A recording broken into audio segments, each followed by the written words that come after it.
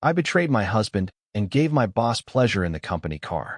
I tried to force an open marriage, but I suffered revenge and lost everything: my children, family, and even my sanity. My name is Guadalupe. I am 39 years old.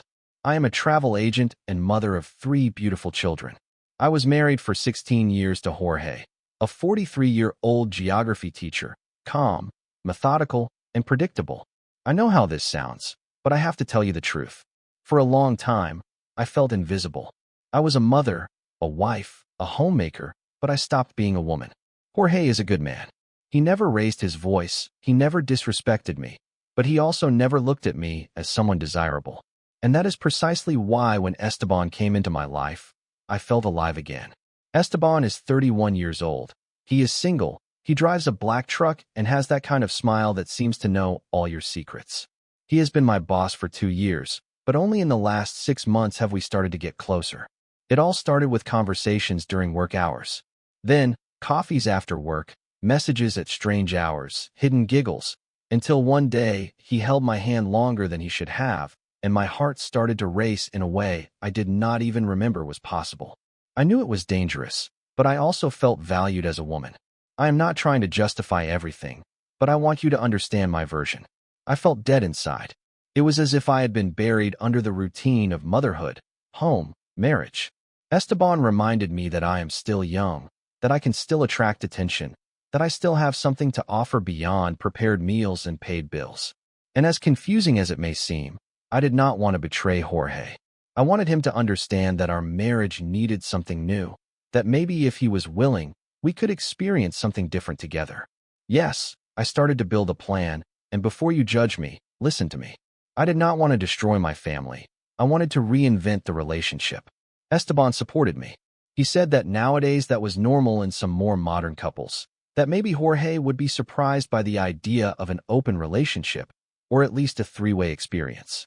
I even prepared how I would present everything to him calmly, explaining my feelings, trying to show that this was not a betrayal, but rather a way to revive what we had lost. I did not go all the way with Esteban, at least not in the traditional sense, but I did give myself in other ways. There were kisses, caresses, and I performed oral sex on him several times. It was not out of impulse, it was because I wanted to, because seeing the desire in his eyes made me feel alive, powerful, as if I still had control over something in my life. His taste remained in my mouth and in my memory in a way that I am ashamed to admit.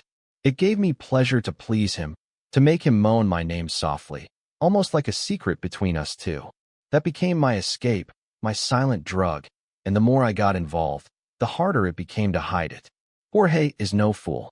He is analytical, the type of person who does not need to hear anything to understand everything. He started to notice the changes, the empty looks, the smiles that were no longer for him, the sudden coldness in my hands. I could see the doubt growing in his eyes, and yet I continued with the plan. Because in my mind, if I could convince him to accept Esteban, it would be consensual and then, maybe, less wrong. I clung to the illusion that what I was doing was just a symptom of lack, of emptiness, and not a fatal mistake. But deep down, I knew I had already crossed a line. But the truth is that, no matter how much I rehearsed the speech in front of the mirror, a part of me knew that Jorge would not react well. He was always more traditional.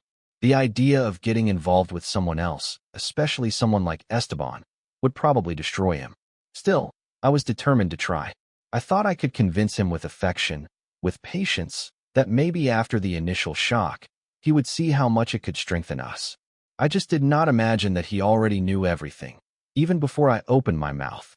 What I did not know, or did not want to see, was that Jorge had already put the puzzle together. I underestimated the man I slept with for almost 2 decades. I thought he was distracted with school exams, his children, his routine, but he was watching and, worst of all, suffering in silence. Jorge always had that calm demeanor, but he was never stupid.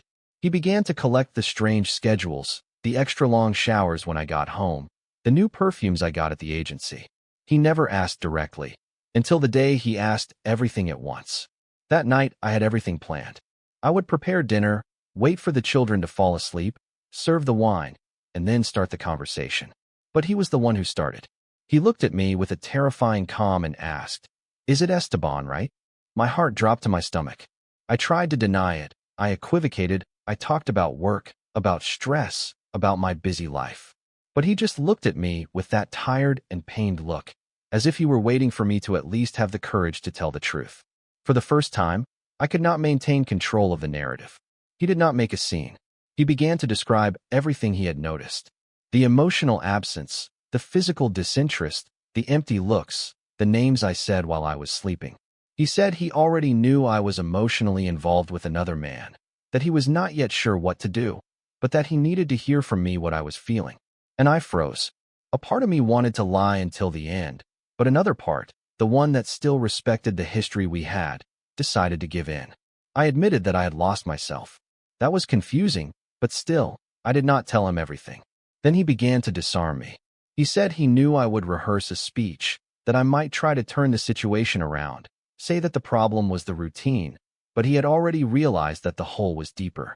And if I were honest, there was still a chance that we could try something. He wanted to know how far the betrayal had gone. I hesitated. I said I had not slept with Esteban, which was technically true, but I omitted the rest. The pleasure, the secret encounters, the caresses, the oral sex, his taste still fresh in my memory. Jorge stared at me, as if searching for the little dignity I had left. I felt there that the Jorge I knew was disappearing before my eyes, not out of anger, but out of disappointment. He did not insult me. He did not accuse me. He simply took note.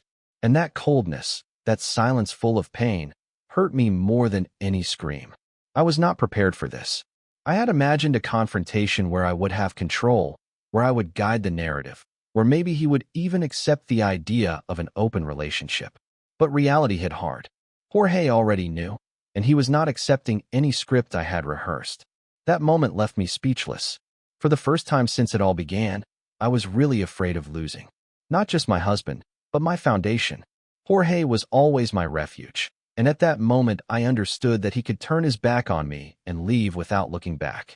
Fear invaded me, and I, in a desperate attempt to save something, began to change the discourse, or rather, to try to manipulate the course of the conversation. But that was what ended up making everything worse. The worst part was not that Jorge found me out. I saw him looking at me as if I were a stranger, as if everything we had built had turned to smoke. At that moment, I went into survival mode. I started talking, trying to justify myself, to explain myself, as if words could erase weeks of absence, of secrets, of kisses with another man. Nothing serious happened, Jorge. We just went out to chat. We had dinner, we had coffee. I needed to vent. I heard my own voice and felt pathetic, but it was the only shield I had. He interrupted me with a simple, "You kissed." The question was direct and cold. I hesitated, looked down, and nodded. That is all, Jorge. I swear. I never slept with him. And I thought that by saying that, he would calm down, as if the fact that I had not slept with Esteban was a letter of absolution. But his look did not change. The pain was still there, firm and pulsating, like an exposed wound. It was then that he said one of the things that hurt me the most. "You are no longer mine, Guadalupe. It may not have been with your body, but it was with everything else." I tried to tell him that I still loved him, that I was confused, that maybe it was a phase. But he looked at me like someone watching a building collapse without being able to do anything. He began to list everything I had hidden from him. The schedules, the lies, the dinners where I said I was with friends, the moments he spent with the children while I was with Esteban. "You stopped sharing your life with me to share it with him. Even if you did not have sex, you stopped being my wife, and that destroyed me more than any insult." I began to lose control of the conversation. I tried to justify, explain, rationalize, and he just listened. In silence. Sometimes he would shake his head, as if every word I said confirmed that he was right to leave me. It was then that he said something I still remember as if it were now. "You had already decided. You just had to tell me." And he was right. I had already chosen Esteban, the emotion, the risk. And now I was desperately trying to turn my mistake into a plea for understanding. And I did not realize that this only widened the gap between us. I talked about therapy, about couples, about starting over, about taking time and thinking. Jorge did not answer. He just asked me if Esteban knew I was married and if he thought it would work. I said yes, that Esteban knew everything and supported me. And that was the last straw. "Then he is even worse than you." That hurt, because Jorge was always so polite, so calm, and seeing him react, even if it was just a bitter phrase, made me realize that he was broken inside and that maybe he had passed the point of no return. Deep down, I thought I could fix it, that it would be enough to show remorse, to say that love still existed, to make a sincere drama. But Jorge was not a man for the stage. He was a man of decisions. And everything in his behavior that night told me that he had already made his. And no matter how much I insisted that there was no sex, that there was still love, he seemed not to listen anymore. And when you get up in silence, without saying if you will come back, without threatening, without promising anything, it is because the pain is so deep that words no longer serve a purpose. When I saw that my attempts to justify myself were not working, I panicked. It was as if I were being pushed to the bottom of a well that I myself had dug. And then, without thinking, I began to say everything I had rehearsed, even though I knew it would sound forced. I spoke of the need for renewal in the marriage, of modern couples, of how we could be freer. I said the words as if I were reading a cheap script. And Jorge simply listened, with his arms crossed, without blinking. With each argument, I felt that I was losing him more and more. It was then that my voice changed and my tone too. When I realized that I was about to lose him for real, I let myself be carried away by desperation and said something that still shames me. If you do not understand what I need, maybe we should separate. In that case, I will ask for custody of the children. The moment it came out of my mouth, I felt the air in the room change. Jorge remained completely still, and then, slowly, he turned and looked at me as if he had just witnessed the end of everything.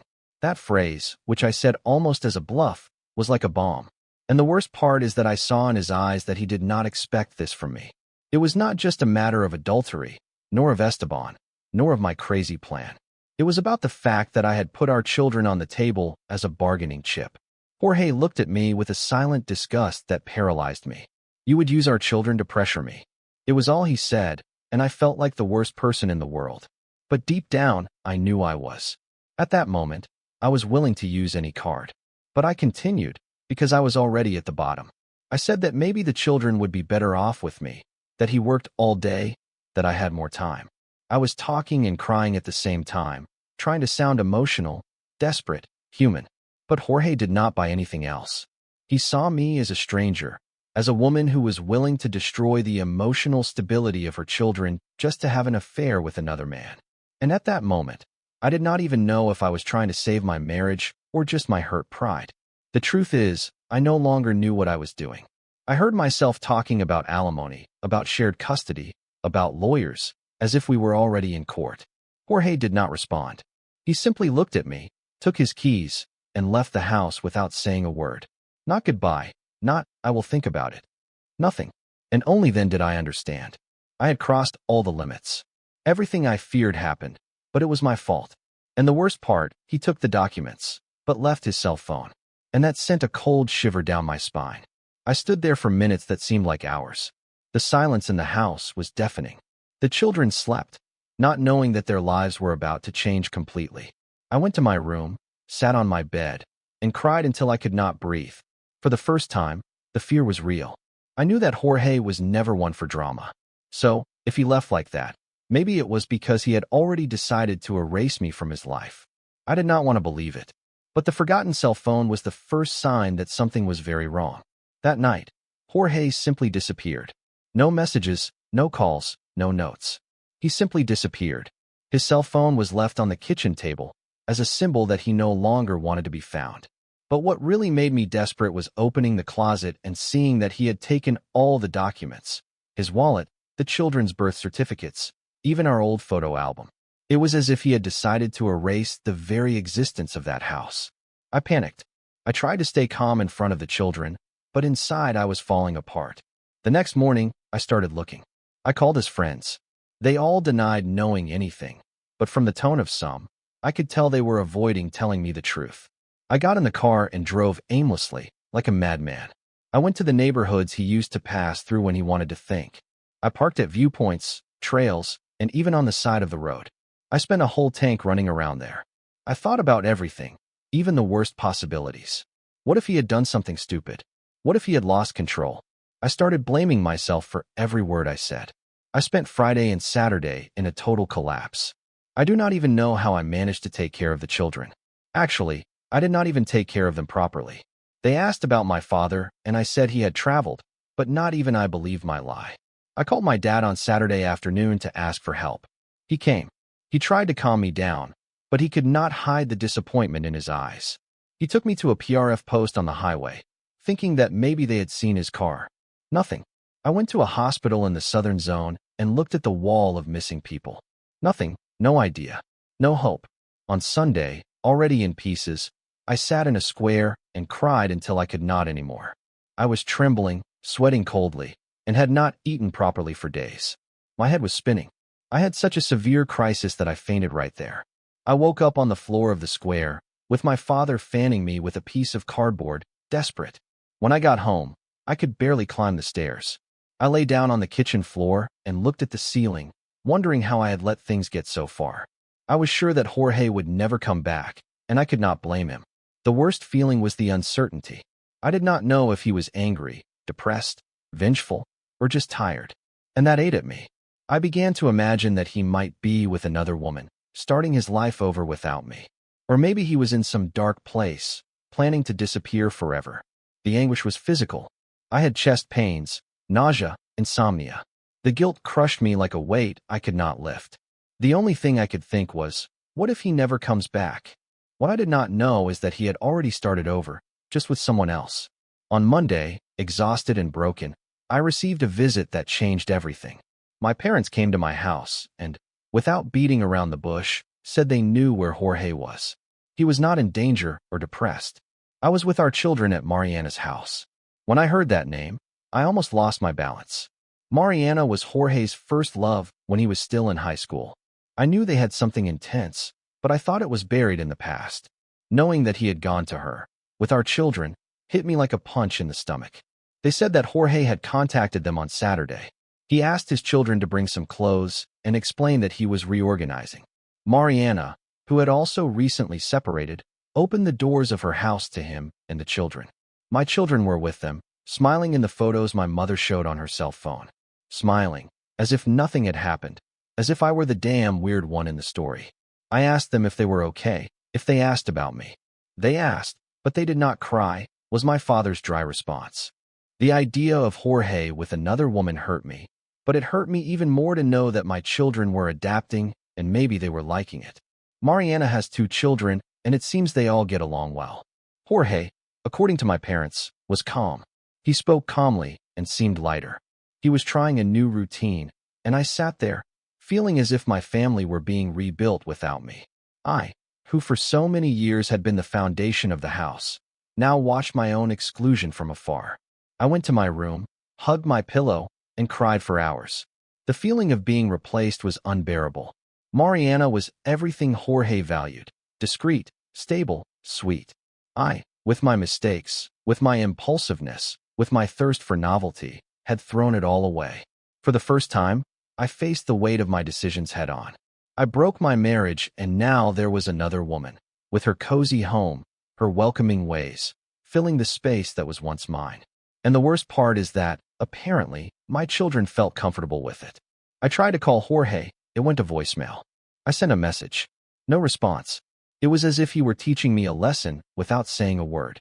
His silence screamed. They were erasing me calmly, firmly, and strategically. Jorge was not one to seek revenge, but there he was, rebuilding himself without me. Mariana was being the support he needed at that moment, and the children, seeing their father calm and happy, were accepting this new dynamic. I, from the outside, felt the weight of rejection growing every hour. I began to wonder if he had ever approached her before everything fell apart. If perhaps Mariana was more than just an emergency refuge. And what if he was just waiting for the right moment to exchange chaos for stability? These questions tormented me day and night. But even if it was not premeditated, it was happening. Jorge was starting a new family, and I was no longer part of the equation. I was the scar, the bad memory.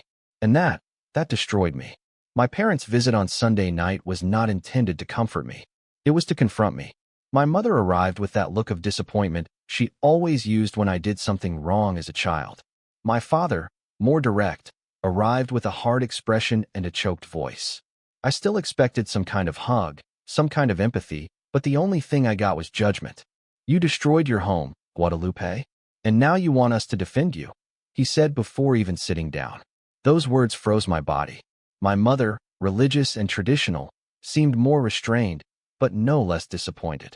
Daughter, you betrayed your marriage. It may not have been with your body, but it was with your heart, with your head, with your character. Hearing that from my own mother was like receiving a slap in the face. I tried to explain myself. I cried. I talked about the emotional abandonment, about how lonely I felt, but no argument was enough. They saw Jorge as a man of value, and the truth is that he really was. My father did not hide it. If I were in his place, I would have left much sooner. The cruelest part was when they talked about my children. My father said bluntly that if he had to choose between staying by my side or staying in touch with his grandchildren, he would choose his grandchildren. I will not break with them because of your decision. It is not their fault. I felt the floor disappear. My own family was turning its back on me. I was always the exemplary daughter, the one who studied, got married, had children.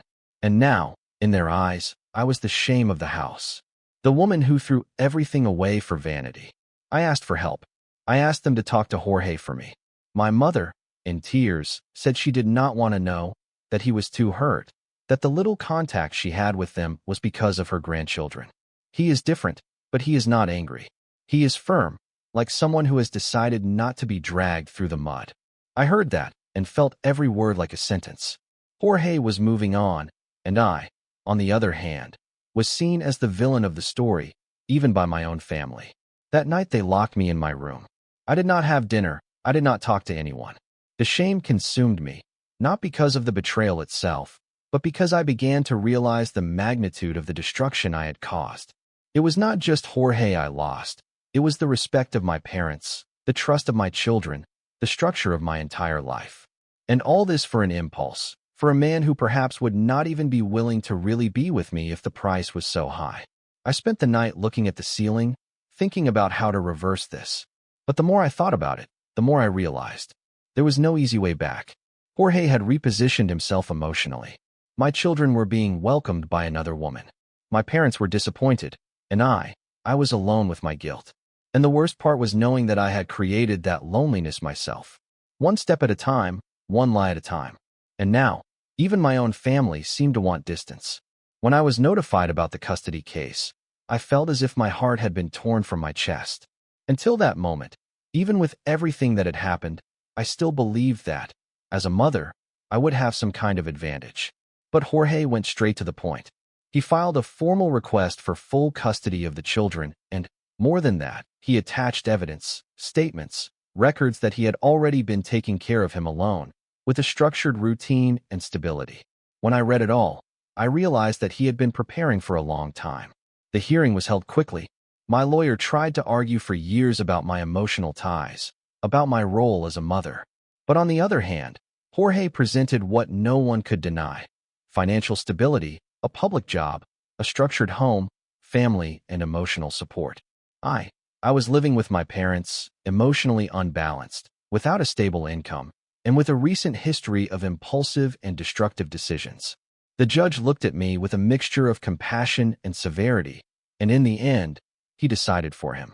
The sentence was clear. Jorge would have custody of the children. I would have the right to visits, but supervised, in a neutral place. No school pickups or alternate weekends are allowed. Until I can demonstrate emotional and financial stability, this would be the standard. The blow was brutal. I felt as if a weight had been lifted off my children, as if she was no longer trusted even to play the most basic role a mother can play. I left the forum with my legs trembling and my eyes dry from so much crying. It was already difficult, the pain of hearing my children call another woman Aunt Mariana. Now, knowing that I could not even see him alone was devastating. I felt diminished, useless, completely defeated. My mother tried to comfort me, telling me it was temporary, that I could rebuild my life. But nothing seemed temporary at that moment. Everything seemed definitive, as if life were meticulously punishing me for every bad decision I made. And the cruelest part was that, deep down, I understood. Jorge was right to protect the children. I began to wonder if at that moment I really was the best person for them. And that hurt me even more. Although it hurt me to admit it, I knew I was unstable, I was emotionally broken, and I could not provide a safe environment. Still, the fact that I was officially removed from my children's lives made me feel like a stranger, as if I had died for them, and now I saw everything from the outside, like a spectator with no right to intervene. It tore me apart inside every day, and in the midst of all this pain, I still had to deal with public humiliation. People commented, speculated, whispered. The woman who cheated on her husband with her boss, the mother who lost custody of her children, the loser who had to go back to her parents' house. Everything I tried to hide with makeup and forced smiles was now exposed like an open scar, and there was no one to defend my version because, in the end, there was no defense. There was nothing left but to accept and try to survive what was to come. After the judge's decision, my life became a gray blur. The days dragged on as if time were mocking me. I began to have constant nightmares. Jorge walking away hand in hand with another woman, my children crying while I screamed for them and no one listened. I would wake up in the middle of the night in strange positions. Once I found myself lying on the kitchen floor with my face wet with tears and my body trembling, not knowing how I had gotten there. My childhood home, which was once a refuge, now felt like an emotional captivity. I started living on tranquilizers and fennel tea. The supervised visits were brief, uncomfortable, and increasingly distant. At first, my children still looked at me with some confusion, perhaps expecting me to apologize, to explain everything as a bad phase. But after a few weeks, the look changed. They became cold, distrustful, even aggressive. One day, during the third visit, my middle son looked me in the eyes and said, "If you show up unannounced, I will call the police." And he was serious. That destroyed me. I returned home crying and feeling like a criminal, as if being a mother were now a privilege I had lost forever. My mother tried to comfort me, but not even she knew what to say. My father, who was always tougher, simply said, "You are reaping what you sow." And he was right. I knew it, but knowing it did not lessen the pain. Seeing my children treating me like a threat was like dying in life, as if you were being buried while you were still breathing. I began to avoid leaving the house. I was afraid of running into acquaintances, of hearing whispers behind my back. I was even ashamed to go to the market. I felt that everyone knew, that everyone was judging me. Jorge's face haunted me in my dreams and memories. The smiles of my children on social media, in the photos my mother showed, became a psychological torture. They seemed happy without me, and that hurt more than any punishment. The rejection was total, absolute, and I no longer knew who I was without them. I even thought that maybe it would be better to disappear, that maybe we would all be better off without me. But something was stopping me. Maybe it was the small ray of hope that one day they would forgive me. Or maybe it was the simple fear of completely surrendering to the abyss that I myself had created. I began to write letters that I never sent. I made videos that I never published. Every attempt to explain, justify, apologize. But in the end, I knew that words do not heal everything. And at that time, they did not heal anything. My reflection in the mirror was no longer the same. I saw a pale and sunken woman, with deep dark circles and dull eyes. The glow that Esteban had once rekindled disappeared, because now I was no longer the desired woman. I was the woman rejected by her own children, the woman who destroyed her own family for need and vanity. And there is no filter that can hide that. It was the kind of pain that only time, and perhaps sincere repentance, could alleviate. If they ever could.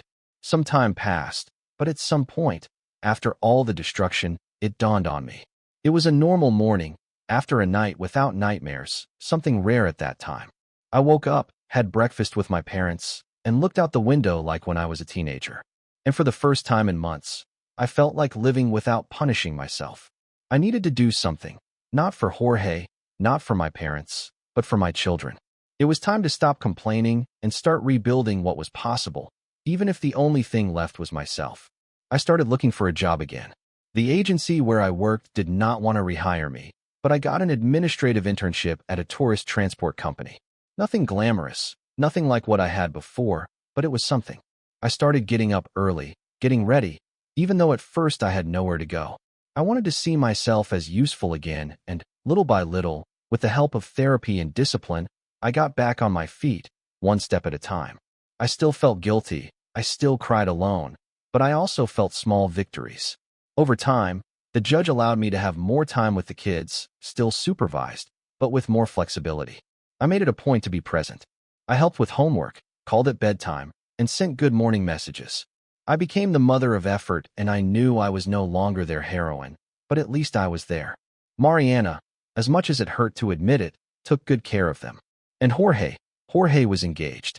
I found out from one of the children, without any resentment, naturally. It hurt, of course, but I took a deep breath. He deserved it. This was, perhaps, the most important lesson. Jorge was not an ordinary man. He was someone rare, honest, loyal. And I missed him. I lost out of vanity, out of a need to be desired, to prove to myself that I still had value.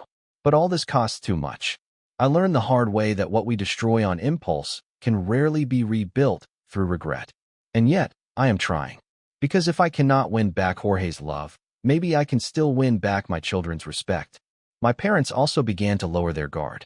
My father started taking me to work from time to time, without saying much. My mother started calling me again to help in the kitchen on Sundays. Small signs that they were willing to walk with me. They still charge me, of course, they still drop hints, but I understand. They saw the worst version of me. And now, only with time and actions, can I show that that was not my essence, that I lost myself, but I want to become a better person again. Today I continue to live one day at a time. I do not expect miracles. I do not expect total forgiveness.